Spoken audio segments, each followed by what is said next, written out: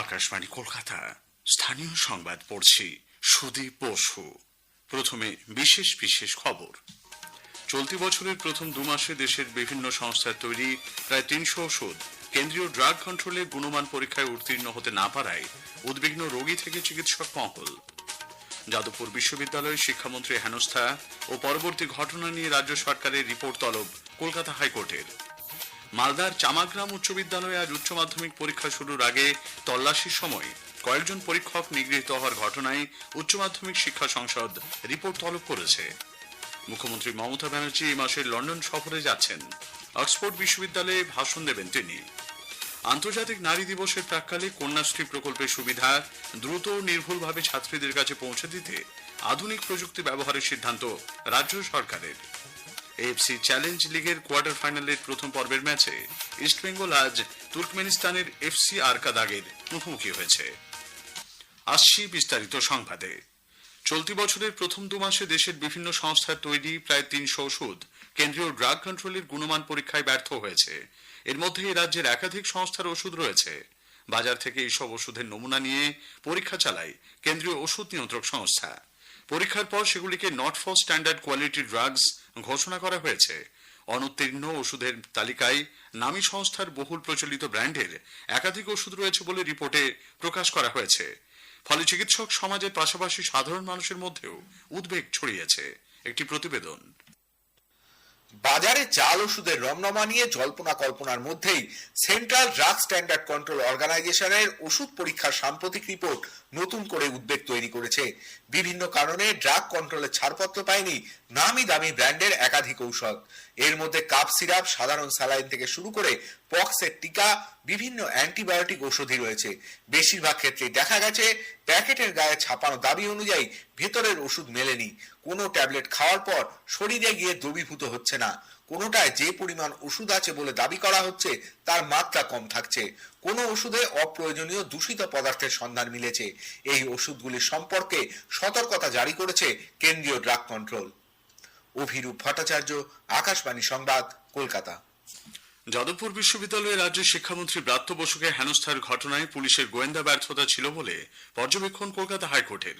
আজ এ সংক্রান্ত মামলা শুনানি নিতে যাদবপুরের ঘটনা নিয়ে রাজ্য সরকারের কাছে রিপোর্ট চেয়েছেন হাইকোর্টের বিচারপতি তীর্থঙ্কর ঘোষ।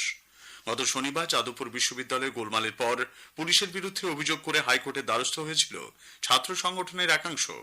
আজ এই মামলার শুনানিতে বিচারপতি ঘোষ প্রশ্ন তোলেন, শিক্ষামন্ত্রীর কাছে কিভাবে এত ভিড় হলো। এই ধরনের ঘটনা সম্পর্কে পুলিশের কাছে যদি আগাম খবর না থাকে তাহলে পরিস্থিতি খারাপ হতে পারে বলেও পর্যবেক্ষণ আদালতের।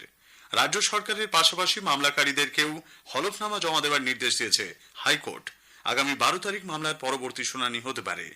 এ বিষয়ে তৃণমূল কংগ্রেসের মুখপাত্র কুণাল ঘোষ বলেন, পুলিশ নিশ্চিতভাবেই উপযুক্ত ব্যবস্থা নেবে। আদালত যদি কোনো নির্দেশ দেন তার উপর তো আমরা কিছু বলতে পারি না, কিন্তু সকলে দেখেছেন পুলিশের কাছে অভিযোগ জমা পড়লে সেটা খতিয়ে দেখে নিশ্চয়ই এফআইআর হবে। নিশ্চিতভাবে যাদের দায়িত্ব জবাব দেওয়ার প্রশাসন বা আইনের দিকে আমাদের যে প্রতিনিধিরা আছেন তারা যথাযোগ্য পদক্ষেপ নেবেন।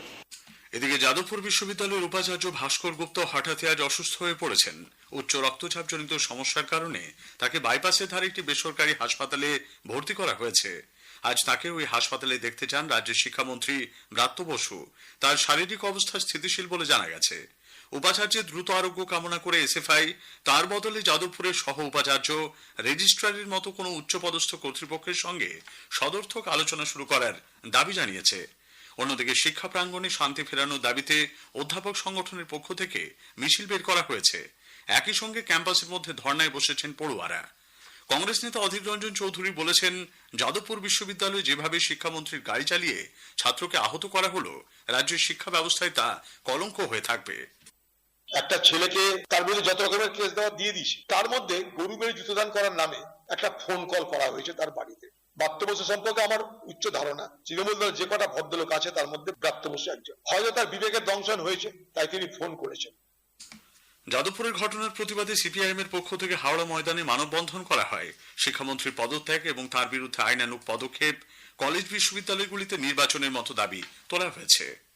বিদ্যাসাগর বিশ্ববিদ্যালয়ে ৩রা মার্চ গত সোমবার ছাত্র ধর্মঘটের দিন পিকেটিং চলাকালীন বাম ছাত্র সংগঠন এআইডিএসওর 4 মহিলা সংগঠনকে 4 মহিলা সংগঠককে নৃশংস অত্যাচারের অভিযোগ উঠেছে পুলিশের বিরুদ্ধে। আজ কলকাতায় এক সাংবাদিক বৈঠকে সংগঠনের রাজ্য সভাপতি মণিশঙ্কর পট্টনায়ক এই ঘটনায় মেদিনীপুরের কোতোয়ালি মহিলা থানার ওসি সহ পুলিশ কর্মীদের উপযুক্ত শাস্তির দাবি জানান। যাদবপুরের অচলাবস্থা সামগ্রিকভাবে রাজ্য সরকারের চূড়ান্ত ব্যর্থতাকে প্রমাণিত করছে বলে বিজেপি দাবি করেছে। দলের রাজ্য মুখপাত্র শ্রমিক ভট্টাচার্য আজ কলকাতায় বলেন, বিভাজনের রাজনীতি, অতি বাম এবং কিছু ভারত বিরোধী শক্তির সক্রিয়তার কারণে যাদবপুর বিশ্ববিদ্যালয় দীর্ঘদিন ধরে এই অচলাবস্থা তৈরি হয়েছে। মালদার চামাগ্রাম উচ্চ বিদ্যালয়ে আজ উচ্চ মাধ্যমিক পরীক্ষা শুরুর আগে পরীক্ষার্থীদের তল্লাশির সময় কয়েকজন পরীক্ষক নিগৃহীত হওয়ার ঘটনায় উচ্চ মাধ্যমিক শিক্ষা সংসদ রিপোর্ট তলব করেছে। প্রাথমিক রিপোর্টের উপর ভিত্তি করে এ বিষয়ে উপযুক্ত ব্যবস্থা গ্রহণ করা হবে বলে সংসদ সভাপতি চিরঞ্জীব ভট্টাচার্য জানিয়েছেন। যেটা শুনেছি 4 জন অথবা 6 জন টিচার ইনজিওর্ড হয়েছে, তার মধ্যে 2 জনের ইনজুরি লেভেলটা একটু বেশি, তো সেই হিসেবে তারা হসপিটালে গিয়েছে। বেসিক্যালি ইনিশিয়ালি ঢোকার সময় যে চেকিং করা হয়, ওই চেকিংয়ের সময় এই সমস্যাটা হয়েছে। স্টুডেন্টরা তো ভায়োলেন্ট হয়ে গিয়েছিল, তারা চেকিং করতে অ্যালাউ করবে না বা ইত্যাদি। এই জাতীয় ঘটনা ভবিষ্যতে যাতে না হয়, তারপরে সবসময় জিরো টলারেন্স পলিসি কিন্তু করে। শিক্ষক শিক্ষাকর্মীদের শারীরিক নিগ্রহের নিন্দা করেছে মাধ্যমিক শিক্ষক ও শিক্ষাকর্মী সমিতি। বীরভূমের দেউচা পাঁচামি কয়লা খনি পরিদর্শনে গিয়ে মানবাধিকার সংগঠন এপিডিআর এর কর্মীরা দুষ্কৃতীদের হেনস্থার শিকার হয়েছেন বলে অভিযোগ উঠেছে। সংগঠনের পক্ষ থেকে বীরভূমে জেলা শাসকের কাছে এই মর্মে লিখিত অভিযোগ দায়ের করা হয়েছে। এদিকে দেউচা পাঁচামিতে খননের কাজ বন্ধ করে আজ বিক্ষোভ দেখান সাগরবাঁধি গ্রামের আদিবাসী মহিলাদের একাংশ। এই প্রকল্প নিয়ে রাজ্য সরকার মিথ্যাচার করছে বলে সিপিআইএম ফের অভিযোগ করেছে। সিপিআইএম এর রাজ্য সম্পাদক মোহাম্মদ সেলিম বলেন, সম্পূর্ণ বেআইনি পদ্ধতিতে দেউচা পাঁচামিতে কাজ চালানো হচ্ছে। স্থানীয় সংবাদ শুনছেন আকাশবাণী কলকাতা কেন্দ্র থেকে। মুখ্যমন্ত্রী মমতা ব্যানার্জি এই মাসের 21 তারিখ লন্ডন সফরে যাচ্ছেন। অক্সফোর্ড বিশ্ববিদ্যালয়ে বক্তব্য রাখা ছাড়াও শিল্প সম্মেলনে অংশ নেবেন তিনি। পশ্চিমবঙ্গ শিল্পোন্নয়ন নিগম ফিকি এবং ইউকে ইন্ডিয়া বিজনেস কাউন্সিলের সঙ্গে মিলিত উদ্যোগে এই সম্মেলনের আয়োজন করছে। এ রাজ্য থেকে প্রথম সারির শিল্পপতিরাও সেখানে উপস্থিত থাকবেন। 25শে মার্চ সম্মেলনের পর 27 তারিখ অক্সফোর্ড বিশ্ববিদ্যালয়ে মুখ্যমন্ত্রীর বক্তব্য রাখার কথা। 29 তারিখ মুখ্যমন্ত্রী কলকাতায় ফিরবেন। তিস্তা ও গঙ্গার জলবন্টন চুক্তি নিয়ে ত্রিপাক্ষিক বৈঠক কলকাতায় আয়োজিত হবে। রাজ্য সরকারের তরফে জানা গেছে, বাংলাদেশের সরকার পরিবর্তনের পর এই প্রথম জলবন্টন চুক্তি নিয়ে বৈঠক হতে চলেছে। রাজ্যের সেচ সচিব মনীষ জৈন বৈঠকে যোগ দেবেন। কেন্দ্রীয় প্রতিনিধি দল ছাড়াও বাংলাদেশের 11 জনের একটি প্রতিনিধি দল বৈঠকে অংশ নেবে। আন্তর্জাতিক নারী দিবসের প্রাক্কালে কন্যাশ্রী প্রকল্পের সুবিধা দ্রুত ও নির্ভুলভাবে ছাত্রীদের কাছে পৌঁছে দিতে রাজ্য সরকার আধুনিক প্রযুক্তি ব্যবহারের সিদ্ধান্ত নিয়েছে। এই প্রকল্পের আওতায় নতুন নাম অন্তর্ভুক্তি ও তথ্য যাচাইয়ের কাজে কৃত্রিম বুদ্ধিমত্তা ব্যবহার করা হবে বলে নারী শিশু সমাজ কল্যাণ দপ্তর জানিয়েছে। আন্তর্জাতিক নারী দিবসের আগে নারীর ক্ষমতায়নের বিভিন্ন দিক নিয়ে একটি বিশেষ অনুষ্ঠানের আয়োজন করল আকাশবাণী কলকাতা। শক্তি রূপেণ অন্তর্নিহিত শক্তি মুক্তি শীর্ষক এই অনুষ্ঠানে অংশ নেয় বিভিন্ন স্কুল, কলেজ এবং বিশ্ববিদ্যালয় ছাত্রছাত্রী, এনজিও প্রতিনিধিরা, নাটক ও থিয়েটার গ্রুপের সদস্যরা। এই উপলক্ষে আয়োজিত এক আলোচনা চক্রে নিজের অধিকার ও মর্যাদা প্রতিষ্ঠা করতে নারীকেই সক্রিয় হতে হবে এবং নিজের আত্মমর্যাদা বোধকে জাগিয়ে তুলতে হবে বলে বক্তারা অভিমত ব্যক্ত করেন। সুদেষ্ণা রায় বলেন, এটা নিজের মনটাকে আগে ঠিক করতে হবে এবং প্রত্যেকটি মেয়ের মধ্যে আত্মসম্মান বোধ দরকার, যে আমি মেয়ে মানে আমি খেলনা নই, আমি অঙ্ক না পারলে আমি আঁকতে পারি, সেলাই করতে পারি, সেটাই আমার শক্তি।